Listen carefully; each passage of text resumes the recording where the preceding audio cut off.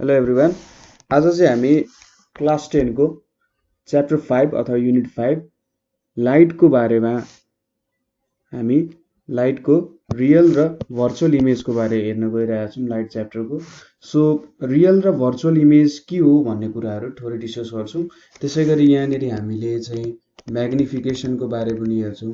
Magnification के हो, त्यसैगरी यसको विभिन्न रिलेसनहरूको बारे पनि डिस्कस गर्छौँ। त्यसैगरी अलिअलि टिडबिट्सहरू जस्तै हाम्रो पावर अफ लेन्स र लेन्सको युजहरू कहाँ हुन्छ भन्ने कुराहरू हेर्छौँ।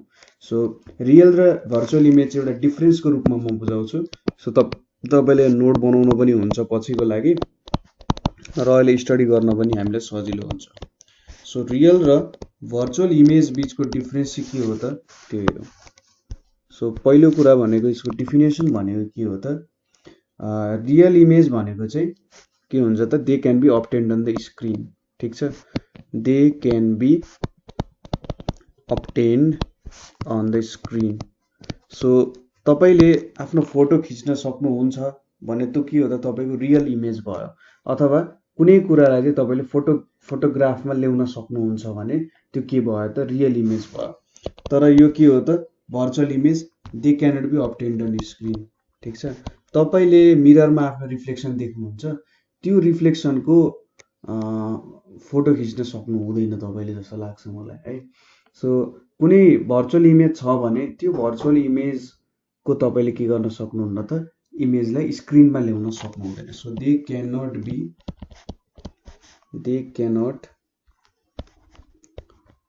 Be obtained on the screen है, यिनीहरू चाहिँ स्क्रिनमा अब्टेन गर्न सकिँदैन। त्यसै गरी यो कसरी फर्म हुन्छ त रियल इमेज भन्दा, they are formed at the point, they are formed at the point where refracted rays meet. ठीक छ, they are formed at the point where refracted rays meet हैन। they are so अनि यो चाहिँ they are formed at the point where refracted rays appear to meet. refracted rays appear to meet। ठीक छ, so real इमेजमा चाहिँ पोइन्ट्सहरू जुन हाम्रो इमेजहरू रेजहरू हुन्छ, रेज अफ लाइटहरू चाहिँ एक्चुअल्ली मिट हुन्छ। तर भर्चुअल इमेजमा के हुन्छ त, हामीले तिनीहरूलाई फेरि ब्याक प्लट गर्छौँ। सपोज यसरी गएको रेजहरू छ भने यिनीहरूलाई फेरि यसरी ब्याक प्लट गर्छौँ। ब्याक प्लट गरेर कुनै एउटा पोइन्टमा मिट हुन्छ र हामी के भन्छौँ, यो पोइन्टबाट चाहिँ यो लाइट रेजहरू बाहिर गएको होला भनेर भन्छौँ। तर रियल इमेजमा के हुन्छ त, साँच्चीकै नै मिट हुन्छ र यो पोइन्टबाट यसरी डिफ्र्याक्ट हुन जान्छ है। सो यो भनेको चाहिँ भर्चुअल र रियल इमेजको डिफ्रेन्स हुन जान्छ। अर्को भनेको रियल इमेज भनेको जहिले पनि के हुन्छ, इन्भर्टेड हुन्छ। इन्भर्टेड भने चाहिँ ठ्याक्कै उल्टो हुन्छ, 180 डिग्रीले रोटेट भएको हुन्छ। यो भनेको इरेक्ट हुन्छ। इरेक्ट भनेको चाहिँ जस्तो छ त्यस्तै देखिन्छ होइन। इन्भर्टेड नहुनु भनेको चाहिँ इरेक्ट हुनु हो। यो भनेको चाहिँ हाम्रो रियल इमेज भनेको चाहिँ formed on another side or behind the lens भनेको छ। सो यसको मतलब हाम्रो कन्भेक्स लेन्सले त रियल इमेज दिइरहेको हुन्छ। सो यसले भन्न खोजेको, सपोज यो अब्जेक्ट हो भने यहाँनिर इमेज फर्म भयो भने के हुन्छ त, यो लेन्सको एउटा साइड भयो, यो लेन्सको अर्को साइड भयो। सो अर्को साइडमा अथवा बिहाइन्ड द लेन्स फर्म भएको हुन्छ है। त्यसै गरी भर्चुअल इमेज चाहिँ के हुन्छ त, same side of object formed on same side of object in the lens। Object जुन साइडमा छ त्यही साइडमा चाहिँ इमेज फर्म हुन्छ। तपाईँले यो कुराहरू कन्केभ लेन्सहरूमा देख्न सक्नुहुन्छ। सो अर्को भनेको डिफरेन्स भनेको चाहिँ के छ त, size depends on the distance between object and lens. हामीले अघिल्लो भिडियोमा यसको बारे मजाले डिस्कस गरेका छौँ। जस्तै हामीले चाहिँ कन्भेक्स लेन्समा विभिन्न त्यसलाई डिस्टेन्सहरुमा राख्दै जाँदाखेरि इमेजमा कस्तो खालको साइजमा इमेजको साइजमा कस्तो चेन्ज आउँछ भन्ने कुराहरु डिस्कस गरेका छौं। सो एकचोटी त्यो भिडियो हेर्नु होला। सो डिस्टेन्स अनुसार के हुन्छ त्यहाँ इमेजको साइजमा चेन्ज आउँछ। र भर्चुअल इमेज चाहिँ कस्तो हुन्छ त भन्दा size is always bigger in convex lens है। कन्भेक्स लेन्समा भर्चुअल इमेज बनाऊ भने के हुन्छ त जहिले पनि बिगर हुन्छ। Size is always smaller in concave lens. Concave लेन्समा चाहिँ जसरी बने पनि के हुन्छ जहिले साइज स्मल हुन्छ। सो यो हाम्रो मेन डिफरेन्स भयो केको त रियल र भर्चुअल इमेज बीचको मेन डिफरेन्स भयो है। अब अर्को टर्म हामीले स्टडी गर्नुपर्ने भनेको चाहिँ म्याग्निफिकेसन हो। म्याग्निफिकेसन सपोज तपाईले एउटा हाम्रो जियोमेट्री बक्समा एउटा यस्तो म्याग्निफाइङ ग्लास आउँथ्यो नि। सो एउटा यहाँ भित्र एउटा ग्लास हुन्थ्यो र त्यसले हेर्दा के हुन्थ्यो त कुनै अब्जेक्ट ठूलो हुन जान्थ्यो हैन। तपाईहरुले पेपरहरु पनि घाममा राखेर जलाउनु भएको छ होला नि त्यसरी। सो म्याग्निफिकेसनकै प्रोसेसले युज गराएको। म्याग्निफिकेसन चाहिँ एउटा टर्म हो जुन त्यो प्रोसेसलाई बुझाउन खोजिरहेको छ। सो एउटा म्याग्निफिकेसनलाई डिफाइन गर्नु पर्दा के हो त भन्दा म्याग्निफिकेसन भनेको चाहिँ ratio of height of the image to height of object भनेर भन्छ। सो हाम्रो रेशियो अफ इमेजको हाइट कति छ टु अब्जेक्टको हाइटलाई म्याग्निफिकेसन भन्यो। अब म्याथमेटिकल्ली म्याग्निफिकेसन लेख्दा कसरी लेख्छौं त हामीले भन्दा म्याथमेटिकल्ली म्याग्निफिकेसनलाई सानो m ले डिनोट गर्छ है। सो m भनेको चाहिँ height of image I divided by height of object जसलाई चाहिँ o ले डिनोट गर्छ अथवा I by o height of image by height of object भनेको चाहिँ के हो म्याग्निफिकेसन हो भनेर भन्न सकिन्छ। अर्को तरिकाले डिफाइन गर्न सकिने भनेको के हो त भन्दा ठीक छ म्याग्निफिकेसनलाई कसरी डिफाइन गर्न सकिन्छ भने यसको लागि हामीले चाहिँ एउटा कुरा लिनुपर्ने हुन्छ त्यो एकैछिनमा हामी गर्छौं हैन। अर्को तरिकाले के गर्न सकिन्छ म्याग्निफिकेसन भनेको चाहिँ distance of image from lens ठीक छ distance of image from lens जसलाई v ले डिनोट गर्छ divided by distance of object from lens जसलाई चाहिँ u ले डिनोट गर्छ अथवा म्याग्निफिकेसन भनेको चाहिँ v by u हुने रहेछ र यो चाहिँ equal to i by o पनि हुन्छ। यो एकैछिनमा हामी हेरिहाल्छौं हैन। सो अलिकति धैर्य धारण गर्नु। So object distance image distance by object distance ले पनि म्याग्निफिकेसन दिने रहेछ। त्यसैगरी height of image by height of object ले पनि के दिने रहेछ त म्याग्निफिकेसन दिने रहेछ। अब म्याग्निफिकेसनको कुरालाई कसरी इन्टरप्रेट गर्न सकिन्छ होला भन्ने कुरा हेर्छौं। Suppose m is equals to 1 भयो। m इज इक्वल्स टु 1 भन्नुको मतलब के हुन्छ height of image by height of object is equals to 1 भने चाहिँ i is equals to o हुने रहेछ। यसको मतलब के हुने रहेछ त हाइट अफ इमेज र हाइट अफ अब्जेक्ट चाहिँ सेम हुने रहेछ। हाम्रो सेम साइजको अब्जेक्ट निक्लिने रहेछ। यदि m लेस देन 1 भयो भने के हुन्छ i by o less than 1। यसको मतलब के हो त i is less than o। So height of image चाहिँ less than height of object हुने रहेछ भन्ने कुरा हो ठीक छ।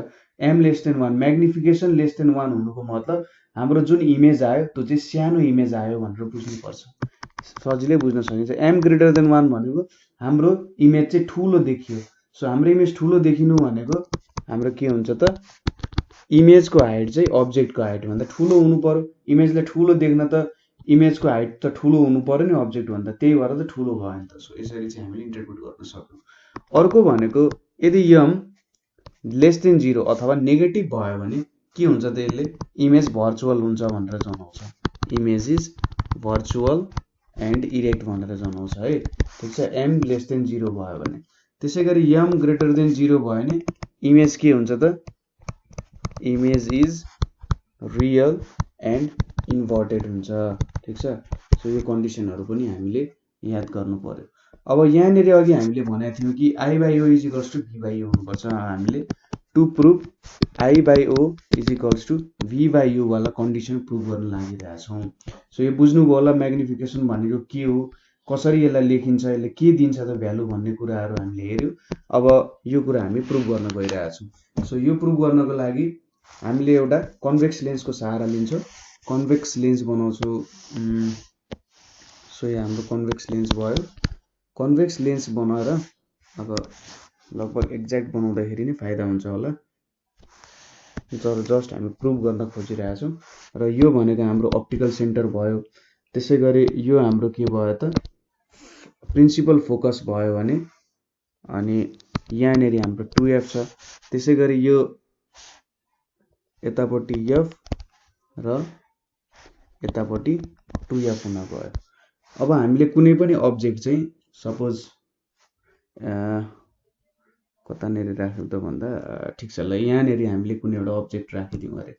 यहाँनिर अब्जेक्ट राखिसकेपछि के हुन्छ, अब यसको इमेज ड्र गर्नको लागि हामीले कुनै दुईटा रे अफ लाइट लिनु पर्यो। पहिले चाहिँ मैले के गरेँ त भन्दा यो चाहिँ सिधै प्यारलल टु प्रिन्सिपल एक्सिस भनेर लिएँ।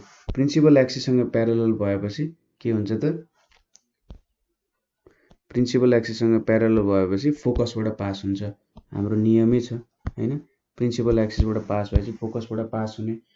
त्यसै गरी अप्टिकल सेन्टरबाट पास गरायौँ भने के हुन्छ त, अप्टिकल सेन्टरबाट पास गराइयो भने त्यो चाहिँ अप्टिकल सेन्टरबाट विदाउट डिभिएसन जान्छ। सो अप्टिकल सेन्टरबाट पास गराइयो भने विदाउट डिभिएसन गयो र हाम्रो इमेज चाहिँ यहाँनिर आइपुग्यो है।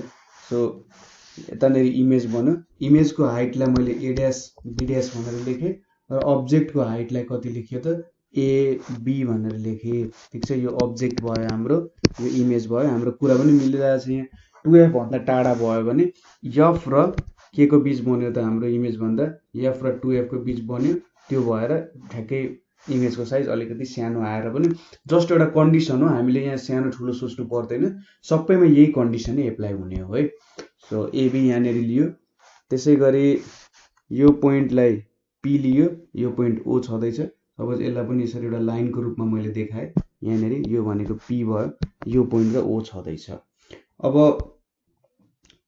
हामीले यहाँनिर के राख्यौँ त, यसलाई एक्सप्लेन गर्दाखेरि let there be an object AB हैन, अब्जेक्ट एबी छ जुन चाहिँ प्रिन्सिपल एक्सिसमा राखिएको छ। त्यसलाई कन्भेक्स लेन्समा रिफ्र्याक्ट गराउँदाखेरि त्यसको इमेज चाहिँ यो a ड्यास b ड्यास बन्दो रहेछ भनेर लेख्नु पर्यो। र अब हामीले यहाँनिर दुईटा ट्रायङ्गल लिनुपर्ने हुन्छ सुरुमा।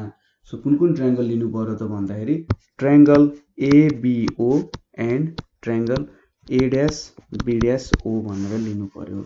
ठिक छ, ट्रायङ्गल एबिओ र triangle a dash b dash o। So हामीले कुन कुन ट्रायङ्गल लिउँ त भन्दा एउटा यो ट्रायङ्गल लियौँ हामीले, त्यसै गरी अर्को यो ट्रायङ्गल लियौँ है। यो दुईटा ट्रायङ्गल लियौँ हामीले।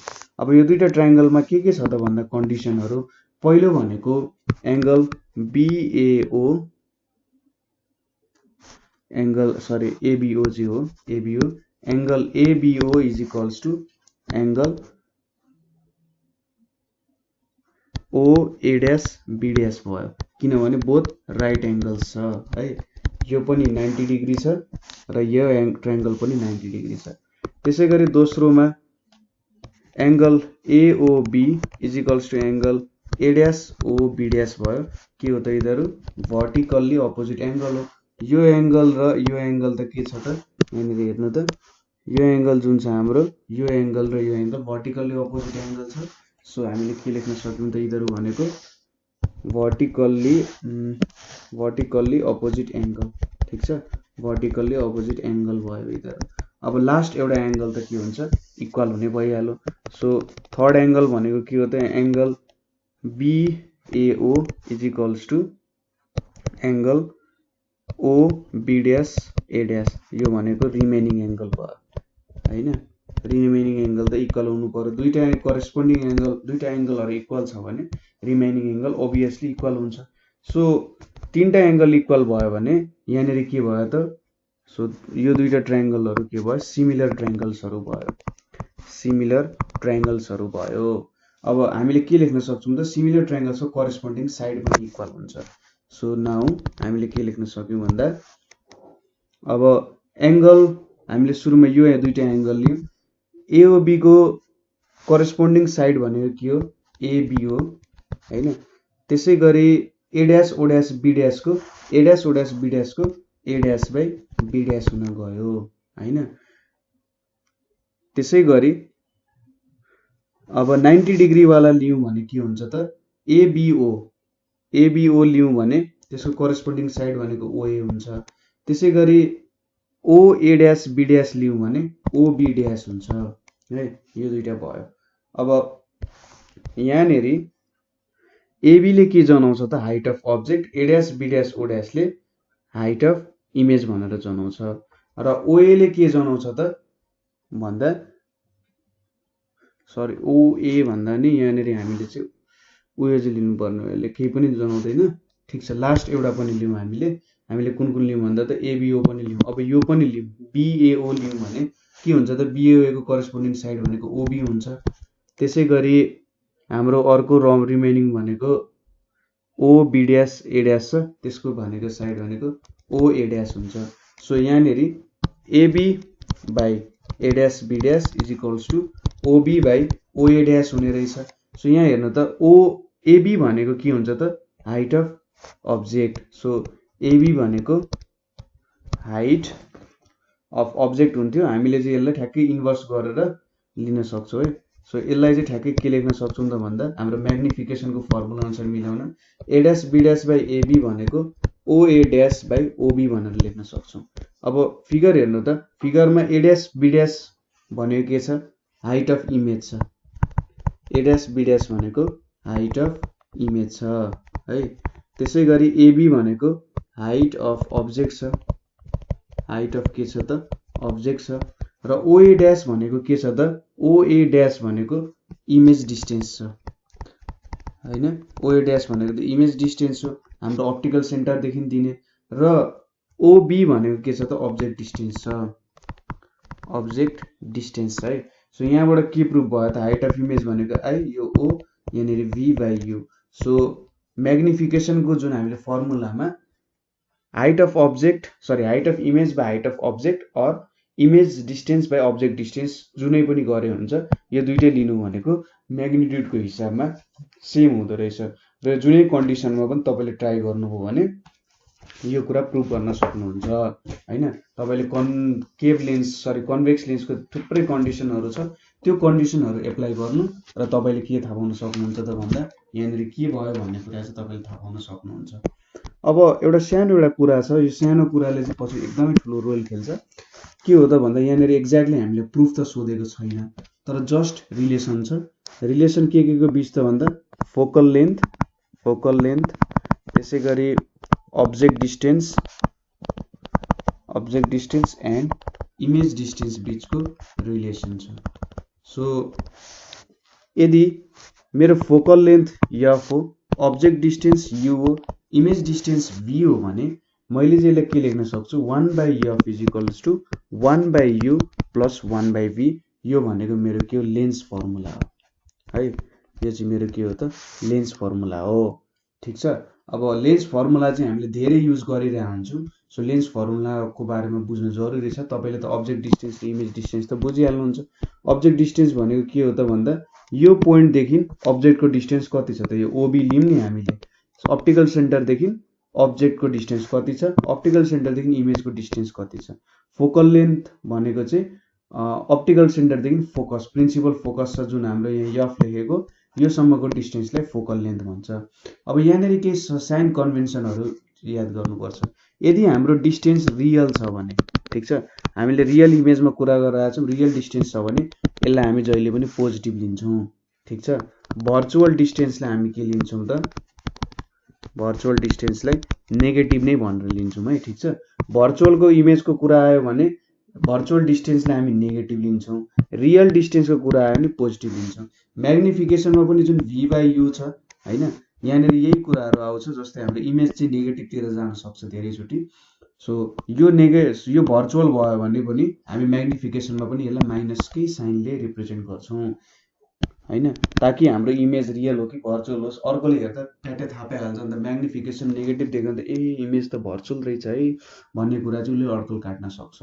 सो यो फर्मुलाको हामीले प्रुफ त खोजिराख्नु पर्दैन, तर प्रुफ तपाईँलाई चाहिएको छ अथवा बुझ्न मन छ भने चाहिँ हामीले सोध्न सक्नुहुन्छ। अब अर्को एउटा सानो टर्म छ पावर अफ लेन्स भनेर छ। सो पावर अफ लेन्सले चाहिँ के बुझाइरहेको हुन्छ त भन्दाखेरि पावर अफ लेन्सको डेफिनेसन भनेको क्यापासिटी टु कन्भर्ज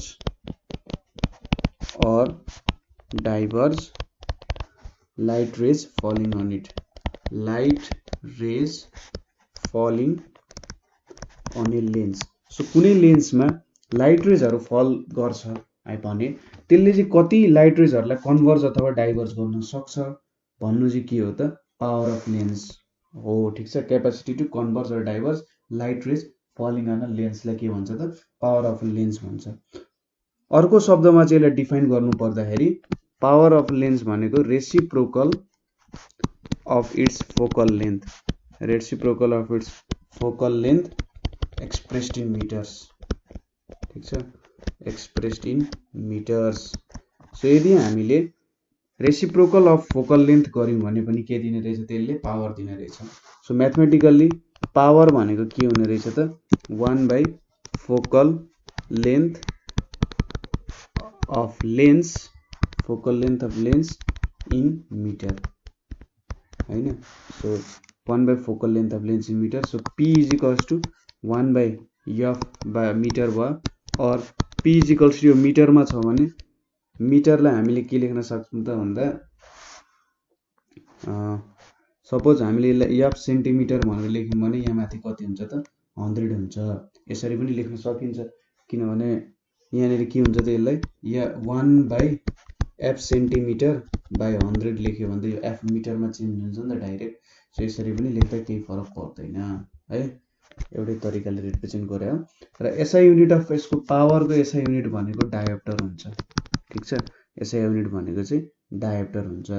1 डायोप्टर भनेको के हो त 1 डायोप्टर हुनु भनेको चाहिँ के हो, फोकल लेन्थ कति छ भन्नु। 1 डायोप्टर भनेको फोकल लेन्थ 1 मिटर छ भनेर बुझ्नु।